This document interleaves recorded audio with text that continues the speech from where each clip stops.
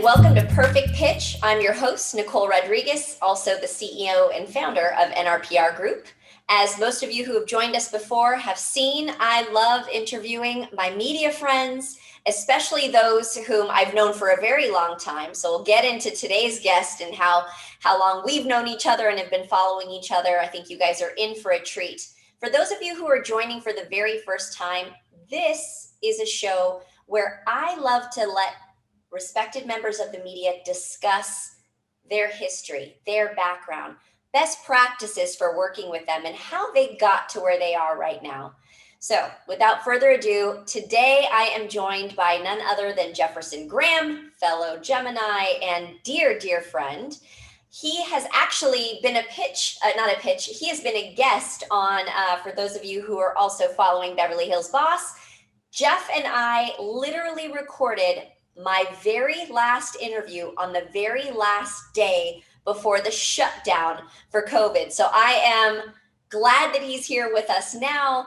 And for any of you who don't know about his background, he actually penned his very last column for USA Today after 20 years just recently. And as a tech columnist and host for Talking Tech Audio and his video series, this is actually where we got to know each other and worked with each other.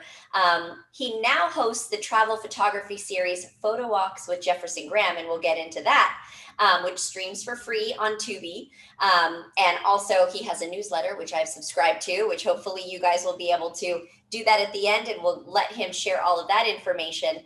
And additionally, before I forget, he also contributes now to AARP, among other media outlets. So without further ado, Jeff, welcome to Perfect Pitch. Well, thank you, Nicole, and thanks for all those great plugs. Of course. Jeffersongraham.substack.com. Write it down, so please subscribe. There you go. Yes. And we'll make sure, too, that anywhere else you want people to follow you, please do it, you guys. You will not be sorry. I've been following Jeff's stuff for years. Very informative. Your photo taking is just surreal. I'm not that talented when it comes to shooting pictures. I'm one who's like, well, I've got a Snapchat and I'm going to use one of those filters. But you know, I'm totally in amazement with your talent and skill there, aside from your writing. So it's awesome to have you here. Thank you, Nicole. Yes. So let's talk about how you got to this place where you finally said, after 20 years, buy USA Today. And for those of us who were big fans of your column and your show, because I mean, you were always so great on camera. How did you get there, and what finally led you to say, okay, I'm ready to go and I'm going to give my all to Photowalks? So let's take it from there. Okay. Well, first of all, it was actually longer than 20 years. It was multiple decades, but it was 20 years covering tech. I covered television before then. I had another life before then. Wow. And, I started doing Photowalks 2 years ago. It's a travel photography series. I go to great places and take people along with me and show them how to get great shots, basically on their smartphone. Hawaii, Utah, Las Vegas, Portugal, Morro Bay, Catalina Island, a bunch of really great places. And that's what I wanted to focus on. And frankly, it was buyout season at USA Today, which happens about every 2 years. And I know it goes like clockwork. I didn't want to wait another 2 years for the next one.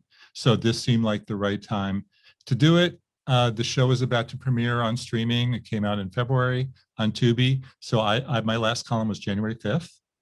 And I would decide to give it my all. I should also say I'm also a professional photographer, so I also have money coming in from photography. And who knew what was going to be next? So why not? Well, that's great. Okay, so you were with USA Today longer than 2 decades. Yes. Okay, 3.5 decades. So I've known you since you've been covering tech. I mean, I've only been in PR for 21 years, so naturally, this was the Jefferson Graham that I knew. Yeah. So I love it. That's great. And also, can't forget even some of the local spots. I love some of the shots that you've done in Santa Monica and Venice, and it's always really nice. I follow you on Instagram and I get to see a lot of that. So it's just, I'm happy for you. Well, thank Very, you. very happy for you. Yes. So that being Yeah. said, there's a lot that's changed in journalism, right? So over the decades where you were writing for TV and then you started getting into tech, um, how do you think with the introduction of citizen journalism, which is, hey, I've got a smartphone and the ability to write a blog, I'm going to go out there and say that I'm a journalist. For those of us in PR who know there's a difference between a legitimate journalist and just someone who's like, yo, I got an iPhone and I'm capturing news. I think what it's done is it's blurred a lot of lines. And I think that's also led to, where some people would say, well, that's fake news and this is that. What is your take on all of that and the evolution of, you write for a legitimate outlet and then, well, now I'm a blogger. What is that transition, and how do you think people should be looking at these things in terms of the future and the future of Okay. journalism? So those are two questions, and I'll start with citizen journalism. George Floyd, George Floyd, George Floyd. We had police departments lying to us for decades, and now we have proof. And it all happened because some a teenager photographed it on her phone. Okay. A moment of silence for that. Thank Yeah. you. That she was all but 17 years old. Yeah. She was given a Capturing that? Pulitzer Prize. Amazing. Yeah. Yes. And then when you watch local news, half of it is citizen journalism now. It's people's cell phone videos, all those nuts on the airplanes that go crazy. Now, you mentioned off air my theft in San Francisco. So let's just jump into that for a second. I was shooting in San Francisco for my video series, and I'm talking to my camera. And while I was talking to my camera, some kid ran up, stole my tripod. He grabbed the tripod with the camera, put it in a getaway car, and drove away. Now, that was 2 seconds, maybe 3. It all happened so fast, but it happened, and 3 people took pictures of the license plate while this was going on and gave me that photo right afterwards. Okay, so Love. not that the police care. Right. Not that they care. They told me at the time, they said, even if we catch this person, he'll be out the next day. So it's like, and I've written to them and I've called them to ask them how the follow-up's going with looking up the license plate, but they have not gotten back to me. As simple as a search, you'd think, right? Can Yeah. you just put it in a database? But I would say Interesting. the whole smartphone revolution, which I've chronicled since it started in 2007, has been amazing. It's been the story of our lifetime. It's the product of our lifetime. As far as the switch from being at a giant respected outlet to doing a little newsletter, it's different. It's different. I mean, I don't get the same kind of feedback unless I write about being robbed. And that was all day long. That was amazing. But I have a labor of love. I write a newsletter. It comes out every Saturday morning at 6, and I hear from people, and people thank me for it. And I have a closer relationship to the people I'm writing to. So I think that's pretty cool. Yeah, totally. Hey, I'm one of them. I subscribe. I look at that in the mornings, and depending on the content, I don't always want to bug you and be like, wow, this is great. But sometimes it's like, whoa, this was amazing. I love that video, and well, it's kept us in touch. So I'm glad that you are doing that. But Thank you. wow, yeah. And so now you have the choice, right? You're writing for AARP and a couple of others. How is that for you in terms of setting up your day to day? You have your labor of love with Photowalks, and you probably have a little bit of maybe a schedule around how you capture content and sit down and write and do whatever you're doing there. Now also filling some of that time with other outlets. What does that look like for you now? And how do you decide what you want to basically give your time to? First of all, I'm busier now than I was 6 months ago. So I am still up at 5 o'clock every morning and working till 10 o'clock every night. I made a decision that when I left, I was going to work the exact same hours and nothing was going to change. And I'm at my desk. I wake up at 5 and then I go out and I take a 2-hour walk. And I'm at my desk by 8 a.m. every day. And I've been editing 6 new episodes of Photowalks that will premiere this summer. So that's taking a good chunk of time. And I mean, each episode is a half hour long, and I'm doing 6 at the same time. So it's not like, okay, I got this one done and then post it. No, I'm doing 6 at the same time. So it's been very time consuming. And then in between, I've went out and done other shoots, right? And so I just did Palm Springs, and I actually did Manhattan Beach one. So I'll be editing those this summer, and then I'm putting together a new trip that I'll probably do in September, because I don't want to do it July and August when everybody else is out. And so I'll be putting that together. I've done some freelance articles. I wrote for AARP. I write for the Easy Reader, which is a community newspaper in Hermosa Beach. I'm doing a piece for Investors Business Daily. I've done 2 video productions, video documentaries for a website called KELBYONE. And they're having an iPhone photography conference on June 29th and 30th. And so I just did a 1-hour how to photograph the iPhone for street photography. I did that yesterday.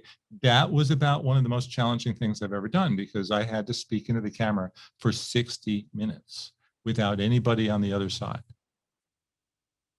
So okay, you're going to have to tell me how you stayed engaged for that and just came up with enough script work to just keep that going.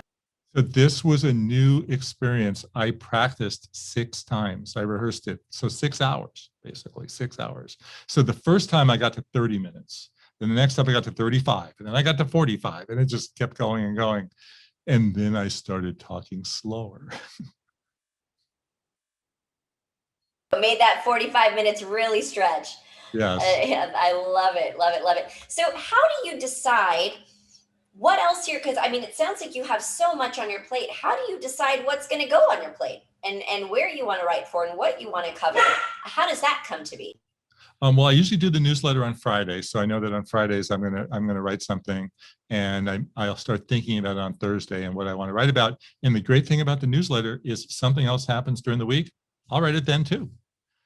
But I'll only do it if something happens. So that's how that works. So it's once a week, unless it's twice a week, or it could be 3 times. It's like, it just depends on what's going on.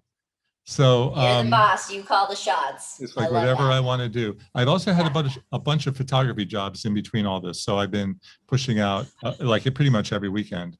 So I've been working on those and videos and photos that I've been working on. So I sort of wake up in the morning and today I know I was editing video, and I'll be doing that tomorrow, and then I'll be shooting on Saturday, and I do a lot of archiving, backing up stuff and things like that. And then I had a concert. I did a concert last Saturday at the Manhattan Beach Pier. I played the guitar. Did? Yeah. Oh my goodness, last Saturday was my birthday, so I was offline. I wasn't even on Instagram, nothing. I spent time with my daughter. I'm so bummed. Oh my gosh, I'm gonna have to check that out. Are you gonna put content in your newsletter this coming Saturday? Yeah. Okay, good. I'll catch that. Yeah, because I literally, the gift that I gave to myself was being offline, completely relaxing, again, spending time with my daughter. I fell asleep on Saturday, 9:30 on the couch. I was just like, and that's 9:30 p.m. and not 9:30 in the morning, I hope. Yeah, no, exactly, 9:30 p.m. That's right. But that's okay. Awesome. Oh my gosh, I love that. I love it. Well, I mean, it must feel really good to have that kind of creative freedom too. Well, it's great. It's I'll wake up and say, I think I'm going to drive to Laguna and get some photos, and I just jump in the car and do it, right? And when I do the photo walk, I come back and I do the video and I start editing. I said, why didn't I get that shot? Why didn't I get that shot? And it's kind of hard to get to Hawaii and Portugal and do a reshoot, but I can go to Catalina Island, right? And so I'll do a lot of things like that. Yeah. There you go. So now it's a different. How do I say this? It's almost like a different way of looking at your writing and what you're covering and things. So for those PR people, for those of us who know you and know that the shift has happened, are you getting spammed still as much as you did with your USA Today email as you are? Hopefully you've kept your personal email a little bit more, I don't know, coveted and private for those of us who, you've been able to trust it with. But how has that been in the transition? Would you say that it's gotten a little bit better? 600 emails a day when I was at USA Today. My Gmail, was 30 to 40 to 50, maybe probably 100 a day. It's probably 100 a day. And so I have a love-hate relationship. I loved getting all those really bad emails because I could make fun of them. But I You were hated, so good at making fun of them. I actually used to look forward to you doing that on Facebook. but I hated having to slog through them because there were just so many and they didn't make any sense. So now I'm still getting a bunch of them, but they're just so off and so bad. And I've tried. I have a standard. Should I write back to them or should I not? I have like, I left USA Today in January. Leave me alone. And I've written that a few times, but they don't really respond because they were not human beings that sent it to me in the first place. The new one is, hey Jeff, have you had a chance to open my email yet? Because I wrote you the other day, and it's coming from a just machine. It's coming from a machine. It's very weird. The automation. I can't believe that. I would have thought that you would have been like, no, now that I'm not at USA Today, people know that, and the people who are emailing me, I'm actually getting better quality because they know this is my personal. I am very sorry to hear that. And it's even worse. I just think these automated tools are disgusting. They shouldn't be allowed in PR. Yeah. As far as the pitches, I'm a tough sell, right? Because I can write about anything I want to, so I just write about things that I'm interested in. There's a possibility, if it fits my photo interest or whatever, that I might do something. But I'm my own boss, so I was more receptive when I had the monster to feed every day when they said, what do you got? What do you got? What do you got? Right? Now you have all that creative freedom. I love that. I love that for you. I'm sad that people are just kind of throwing you into some automated bot Yeah, well, system. I could send them to spam too, but you never know. Maybe some gem will come up that I can make fun of. Yeah, there you there you go. Oh man. Well, at least it's not 600. When you first said that, I thought you were going to say I'm getting 600 like in the present. I was like, that's mind blowing. This is just doesn't make any sense. But okay, I'm glad it is not as many, but or that you're And not dealing with as sadly, many. when you leave a company, your email dies that night. Right. And there's Right. no forward. He doesn't work here anymore. Here's Right. his address. Nothing. It's gone. Maybe that's something that because I know that like with then here my dog goes again. It's okay. So when someone leaves, say NRPR for at least a week or so, there's instead of cutting the email, it's basically disabled, but there's an outbound, please contact this person in their place. Yes, but Hey, USA Today. you have a small business. Yeah, Yeah. that's true. A Gannett is thousands and thousands of people. Right? Yeah, they're like, okay, easy to cut, archive, do what we need to Yeah. do. Yeah, that makes sense. That makes sense. The good news is the Oh. checks kept coming. There you go. Oh my God, I love it. So how have you enjoyed having this certain, this new level of freedom and ability to call the shots? How has this changed your world a little bit? I didn't have to write about Bill Gates' divorce. I didn't have to get the dirt. That was fantastic. I didn't have to write about Microsoft Windows 11 today. Just write about what I'm interested in and what I would want to do. So that's fantastic. Yeah, then that's a huge change. I think that's it sounds like a millennial's dream, right? I Oh, and feel then like for Prime Day, I Mhm. could write a nasty piece about Prime Day, which Oh, right. I couldn't do a year ago. Wow. Are I you could write it. planning? I did it. I did it. Ran last Saturday. I Okay, could write. I was offline last That's Saturday. Now I have okay. to look at I that. could write about how there's a reason why you see all these articles about there's great deals on Amazon and how they all get kickbacks. And it's Mm. bad when you pick up the New York Times, The Verge, CNET, Engadget, every publication. The New York Times is doing affiliate links articles. Oh no. They don't have anything in them except we found these beautiful deals. This product is $5 off. You got to buy it now. $5 off. Or, come on, give me a break. And it's an So, affiliate link, they get a kickback, and right. so that's why the positivity, when in reality it's like that that product might actually be crap. Yeah, I mean, the thing is, there may have been a few good deals there. If you wanted to buy an Echo or a Dot or a Fire TV stick, that they were cheaper. But when you have to read this crap in all these other places that are just there to sell Amazon products, I think it's sad.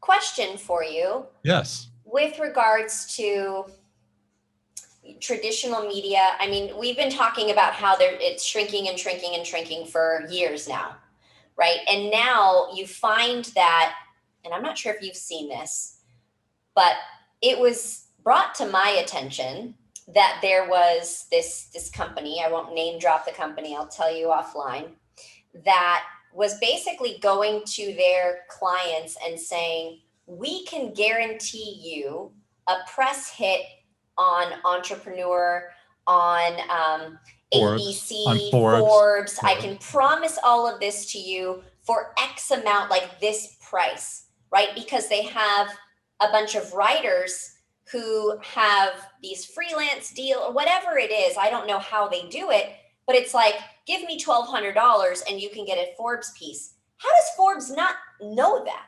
How do they not see that? I think that's their model. It's not Forbes print, it's Forbes online. Right, where most of the content there is written by analysts for free.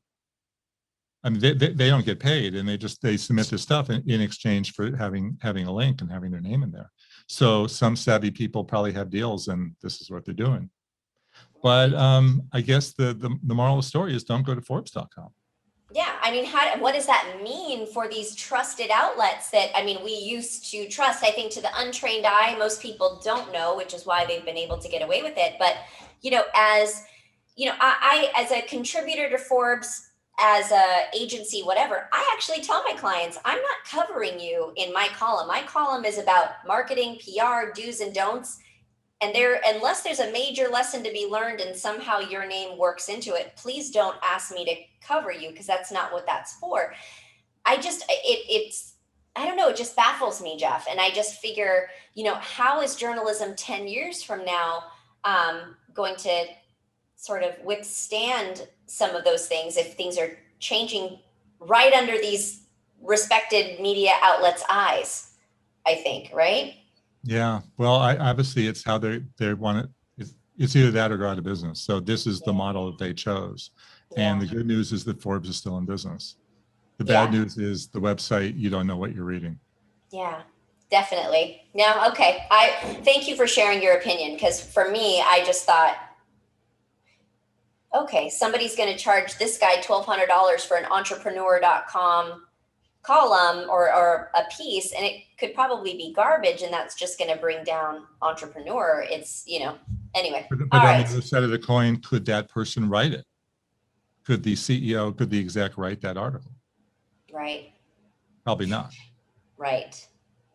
So somebody's got to write it for them. And whether it's you or your staff or somebody else, somebody has to write it for them. No, I mean, they're doing it as they're interviewing the person. So it's almost like they're faking that they're like, well, I've interviewed this or whatever. They write about it. So instead of it being a thought leadership piece, I mean, ghostwriters are just fine. You know what I mean? If they're helping you really craft a solid story that would come from you. I'm saying it's Joe Schmo who is a contributor to Entrepreneur pretending that they found this resource when that resource is someone who actually paid them to interview them. That's too bad. So that I'm seeing is happening, and I'm like, anyway, but there is an agency that is blatantly out there. I'm going to send that to you. I would love for you to just check that out, because I just think, are you guys not afraid of getting caught? Mm-hmm. Like all of these, whatever, because I don't know.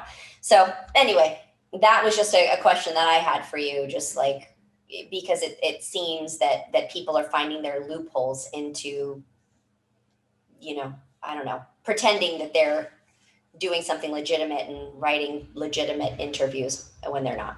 So anyway, so you now have all of this freedom to make the choices and do what it is you want. If you were to tell PR people now who are listening to this interview and saying, this is the new Jeff, this is the new me, this is kind of what I want to see in my email now, What is it that you would tell them that you're looking for? Well, I'm a tough sell because I write about what I'm interested in, and because I can. Why don't I talk about my former hat, what it would have been like at USA Today? Because Let's do that. In the 600 emails, quick question. Yeah, that. Actually, it's awful. It's a cliche, but it works because you say, "Oh, I wonder what the question is."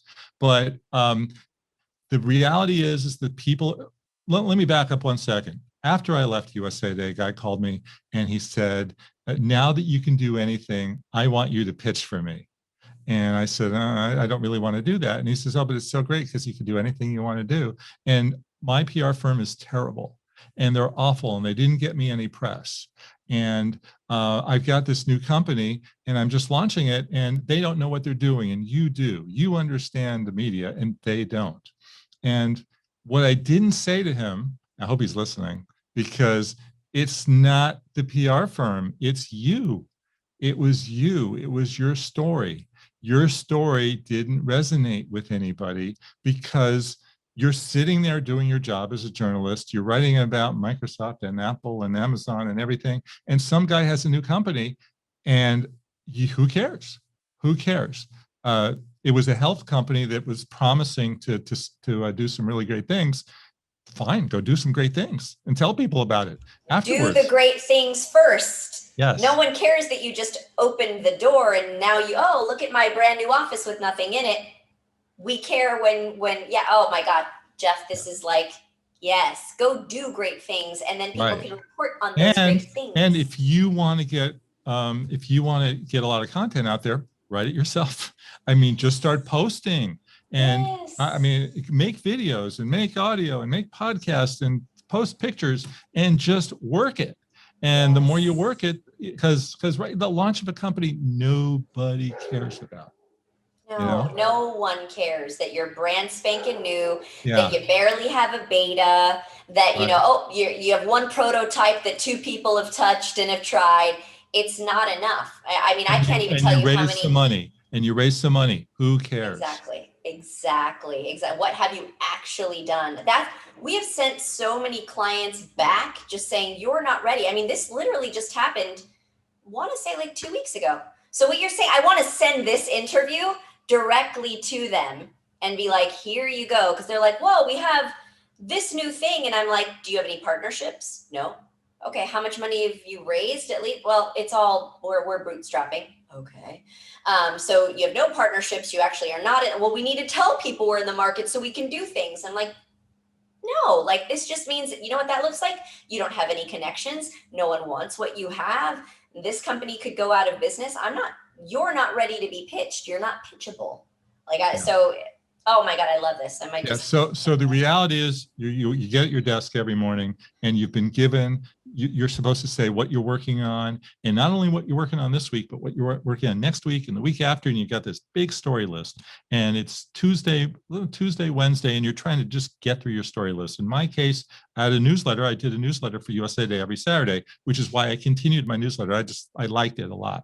And so usually by Thursday, I'm like, what am I going to write about and stuff like that. So you're working on all these things. And then they're saying, drop everything you're doing. Bill Gates is getting divorced. Oh, Amazon's having Prime Day. Apple just settled this. It's nonstop. They're just throwing things at you right and left while you're trying to keep focused on what you're doing. And some guy has a new company. You won't even look at the email. You won't even look at it. That goes straight to the trash bin. I don't think you wouldn't even take the time to click the trash bin. You just sort of look at the subject lines. If something is quasi interesting, one of the classic ones is, I read your article today. It was a great article, but why don't you write about my company? Why don't you write about my company? Right? Or, do the same article tomorrow, but get my company in there, right? You get a lot of that. But, if you could write a good subject line, I don't think it's that hard. If you have something of interest, you put it in the subject line. And if and then you'll read it from there. Because if you're not going to read the subject line, you're not going to read the email, right? Totally. Yeah. And if you're not going to read the lead, you're not going to read the 4th paragraph. And don't make it too long. I had a lot of people trying to, give me these 12 paragraph pitches. They're not going to be read. You can't read them. Or you'd read them and say, where's the story there? What is the pitch? What are you actually trying to get me to do? Right. Do you want me to interview someone? Do you want me to look at this product? Do you Yeah. want me to come visit somewhere? They're burying the lead. Yeah. So Yeah. keep it short and make it so enticing that I'll have to follow up, and try it out on the road.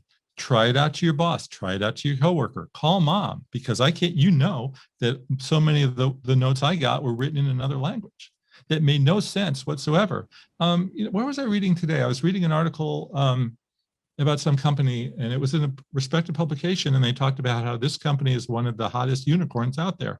And my wife will read that and say, "What's it? What are they talking about?" What's a unicorn? What's Yeah. a business unicorn? What's a business unicorn? And they just write in jargon, and they can't help themselves, and they can't stop it. But call your mom, call your dad, call your son. Well, maybe that's not a good one. But call somebody out there, call a friend, call your neighbor, read it to them. Like if as a freelancer, if I want to sell an article to the New York Times or the Wall Street Journal, do you think I'm just going to dash out a quick little note, or am I going to work it? Pull out your iPhone and just maybe here's a couple of ideas, send. They're gonna love it. It's brilliant. No, you're gonna go in and edit it, go back, look at it again. Yes. Work on it for a week, maybe 2 weeks. Somebody's paying you to represent them. Now, I don't know from your side what your workload is like, and what the workload is for your staffers. But, if I've got a client paying me thousands of dollars a month to get press, it's going to take time to make a good pitch, particularly for the top echelon. I felt USA Today was, the number one publication. You could argue it's the New York Times or the Wall Street Journal, but it's that top three. The top three would be the most read, biggest circulation. And I'd get these insane pitches that I didn't understand. Why weren't they spending hours and hours on? You know what it is, and being that I've worked at many PR firms, obviously before starting mine. One thing that I saw was missing was an editorial department, right? Someone who would go through and even look at pitches before they went out, which was why before I started my firm, I was like, there needs to be some sort of training program to get people through to make sure that they understand what a journalist is looking at and look at it from those eyes. So I actually think we were about 2.5 years into the company when I could actually afford having an in-house editor. So how you would write a story, you'd send it over to your editor and they would look at it, having a fresh set of eyes. I literally was like, I want every single pitch to go through our editorial department. There should never be a pitch, especially for a junior person. Not that they're not smart, but you need to be able to understand a pitch from a journalist's perspective. And we can't expect you to come out of 2 or 3 years of experience and know all of that. Most of them, I'll tell you, are learning bad habits in PR firms because this doesn't exist. This was exactly why it is a best practice. You do not send a pitch to anyone unless our editor has looked at it and I have looked at it. Yeah. And it might seem like crazy, but I tell them I would much rather you send 10, 20 thoughtful pitches a day. If you ever send a blast of 200, get out. Literally you cannot work at this firm.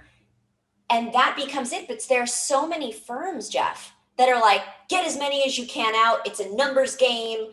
The last firm that I was at, they encouraged blasting whatever. I was like, none of my teams. I literally went to the owner. I was like, not one of my teams is going to blast. I'm sorry. I don't believe in it. And I would much rather, I'll look at their pitches.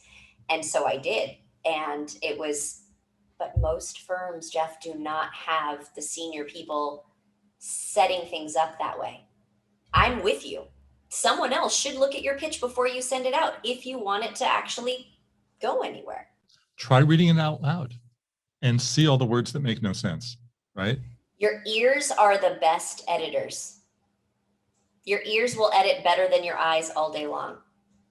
Yeah, I'm with you. Oh my gosh. We could probably write a book together, about this. I think we talked about not it. a bad. I was like, wait a minute. I think that's something we might have even talked about before.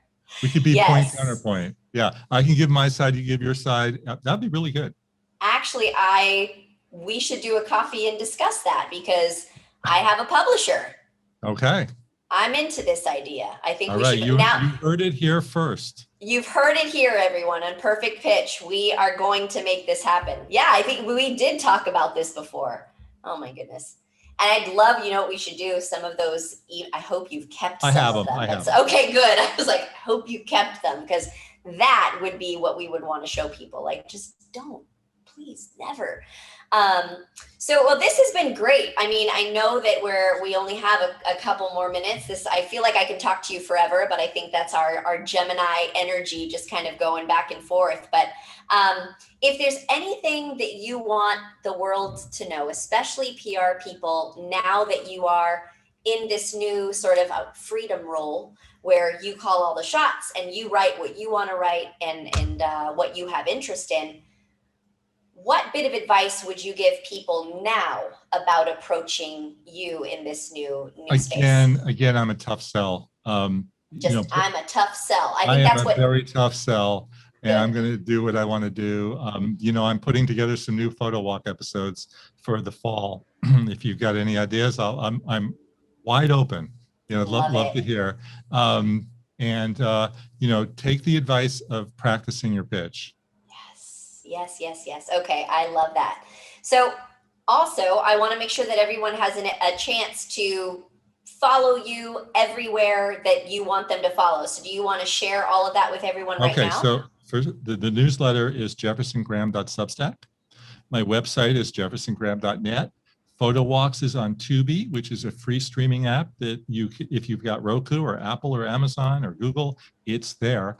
Just do a search for Photowalks, do a search for my name. I'm on Twitter and Instagram at Jefferson Graham. I'm on Facebook, jefferson.graham, and I think I'm at Jefferson Graham on LinkedIn. Love it. It pretty much handles it all, right? Good. And then also we'll make sure too on YouTube, because obviously this is going to be on Spotify, Google Play, and all of that fun stuff. But on YouTube, I know we like to put the links and things in the description of that episode. So we'll make sure that we put all of those in there, so that anyone who watches it on YouTube can just kind of click and go and follow and do all of that. Great. So awesome. Well, very good. Jeff, I can't believe how the time has just flown by. I mean, I'm not surprised in the least, but this has been an amazing discussion. I have enjoyed chatting with you as always. I'm happy for you, two, excited for this new, journey of yours and to continue following everything. I love your newsletter. I can't wait to go and watch your concert from last Saturday that I clearly slept through on my birthday. And for those of you who have been, just religiously following Perfect Pitch, thank you. I hope that each and every time you listen to this podcast, you take away something new. We are here to help shape PR and the way we work with journalists for the better. So please, if you haven't already, subscribe on iTunes, Spotify, and Google Play. Subscribe on YouTube if this is where you're watching it. For more information about Perfect Pitch and NRPR Group, you can visit us at nrprgroup.com. And until next time, thank you so much. And we'll see you later.